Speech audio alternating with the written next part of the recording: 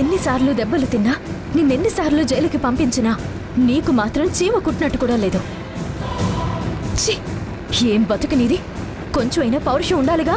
పౌరుషం ఉంది కాబట్టే నిన్ను ఎలాగైనా ఓడించి పడగొట్టి నిన్ను నీ మొగుణ్ణి మట్టు పెట్టాలని తిరుగుతున్నాను. ఇప్పుడు ఆ వాసు కాళ్ళు చేతులు పడిపోయి కదల్లేని పరిస్థితిలో ఉన్నాడు. వాడు కదల్లేడు, నేను నిన్ను వదల్లేను. చూడు, అనవసరంగా నా దారికి అడ్డు తొలగు. లేదంటే ఈ రోజు నిన్ను చంపి ఆ తర్వాత నేను అక్కడికి వెళ్తాను.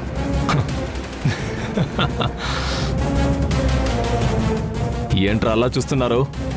లాక్కురండి.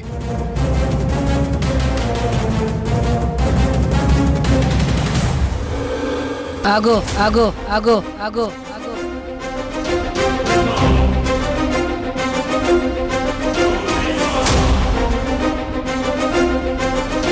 చూడు సుమిత్ర, నీ చెల్లెలు చేసిన తప్పే నువ్వు చెయ్యాలనుకుంటున్నావు. నీ చెల్లెలు తాను కోరుకున్నది దక్కకపోయేసరికి చనిపోయి పగ తీర్చుకోవాలనుకుంటుంది. నువ్వు బతికుండి కూడా తప్పు చేయాలని చూస్తున్నావు. నువ్వు చేస్తున్నది తప్పు. మర్యాదగా తప్పుకో. లేదంటే ఈ విమలమ్మ తన వాళ్ళని కాపాడుకోవడానికి ఎంతకు తెగిస్తుందో కనీసం నువ్వు ఊహించలేవు.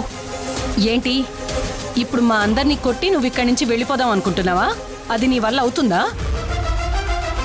నేనెందుకు చెప్తున్నానో అర్థం చేసుకో. నిన్ను కాపాడటానికి నీ కొడుకు కదల్లేడు. ఆల్రెడీ నీ కోడలికి చెక్ పెట్టాను.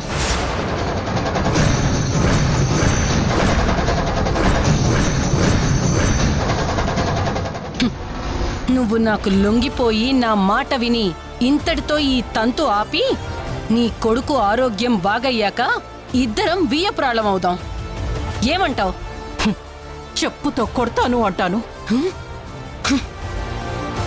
అసలు నువ్వు ఆడదానివేనా?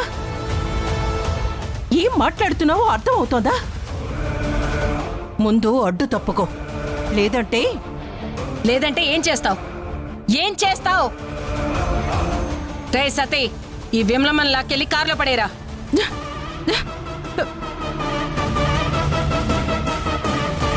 వదలండి, వదలండి, వదలండి, తీసుకెళ్ళండి. వదలండి, వదలండి,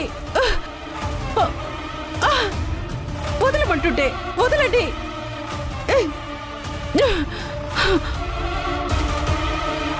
రే సతీ, చూస్తావే, వెళ్ళు.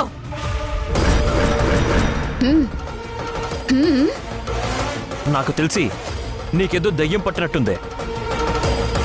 అందుకే ఇంతకుముందు నేను ఎంత కొట్టినా కుక్కిన పెయిన్లా పడుండేదానివి. ఇప్పుడు రెక్కలొచ్చిన పెట్టలా రెచ్చిపోతున్నావు. రే, చూస్తావేంట్రా? లాక్కురా.